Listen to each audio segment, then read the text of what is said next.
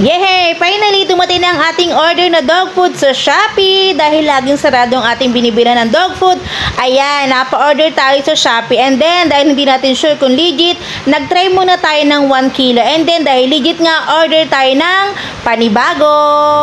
So tara, samahan nyo na ako sa aking paglalakad na may kasamang pagpapakain sa ating mga kaibigan na 4 ang paa. Ito nga si Doggy. Lagi ko rin itong napapakain kasi parang alam na alam ng schedule ko ng pagpapakain. Diba? Talaga nakaabang siya. So yan, ito pa yung nakakatuwa. As in, malayo pa lang ako. Talagang tumatakbo na si Doggy. Inaabangan na niya ako. Alam na may dala akong pagkain. Oh, ayan, si Ampon. Yan yung napakatakaw ng pandesal. Yan yung kauna-unahan kong pinakain dito nung una ako naglakad dito sa May Cab. So, yan. O ano, Ampon? Na-star mo ba ang tulog mo? Ay, sorry na agad. Mamaya ka na matulog. Kumain ka muna dito. Hala, sige ka, maubusan ka nitong si Puti at napakatakaw talaga nito. Bilisan mo, Ampon. Ako, ang bilis itong kumain. So, dyan na kayo ha. Ikot muna ako. Hanapin ko pa yung iba nating mga kaibigan. Ito pa si Doggy, matakaw din to. Actually, dito sa building na to, may mga nagpapakain din, alaga din sila dito. Kaya lang kasi, syempre, marami kasi silang pinapakain din dito. Kaya, dumadagdag din tayo sa nagpapakain. Kasi kita mo, gutom pa rin talaga sila. Kasi, di ba, hindi naman talaga sila nakakakain ng tama. Kaya eto, tama lang napakainin natin sila.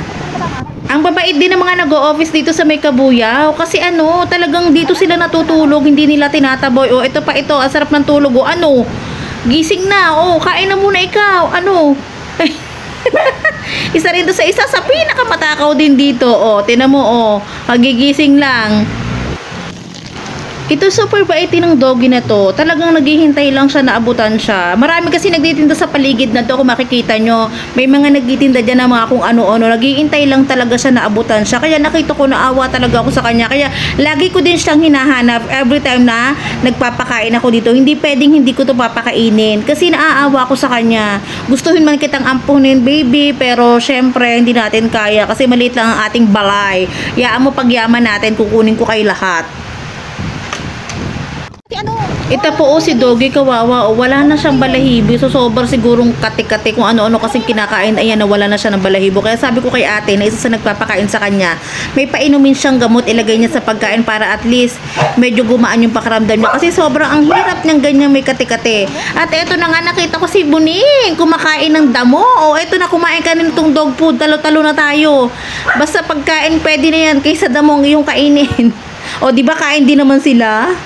Kaya sa mga gusto mag-alaga dyan, huwag na kayong bumili. Don't shop. Mag-adapt na lang kayo dito. Napakarami po dito mga aso na mga niligaw ng mga dati nilang may-ari, diba? Nakakaawa. Kaya ang pag-aalaga talaga ng aso at pusa, lifetime commitment siya eh. Hindi yung dahil cute siya ngayon, aampunin mo, aalagaan mo. Pero pag pangit na siya, nagkagalis na siya, nagkasakit na siya, iaabandona mo. Pangit yung ganun. Kaya kung hindi mo kaya yung lifetime responsibilities, huwag ka na lang mag-alaga. Diba? Huwag mo na lang ampunin. Kasi nakakalungkot na binigyan mo siya ng pagkakataon mag-enjoy ang buhay niya.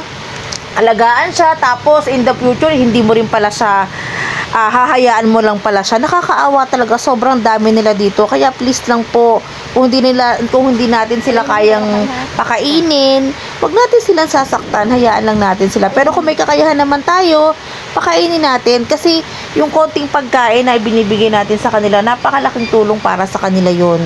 Kaya wag tayo manghinayang na pakainin sila.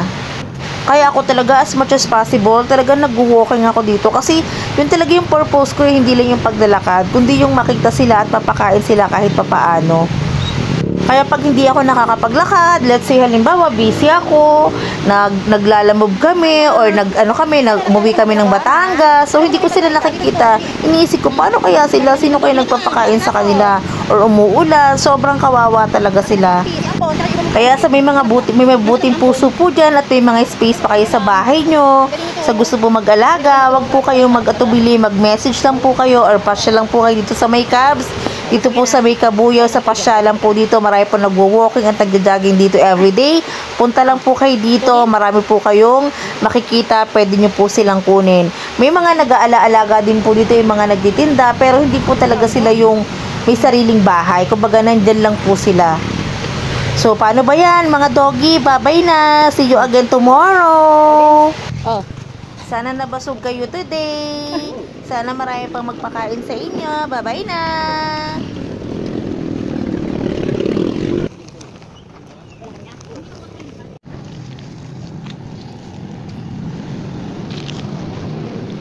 Pa? Naubos mo?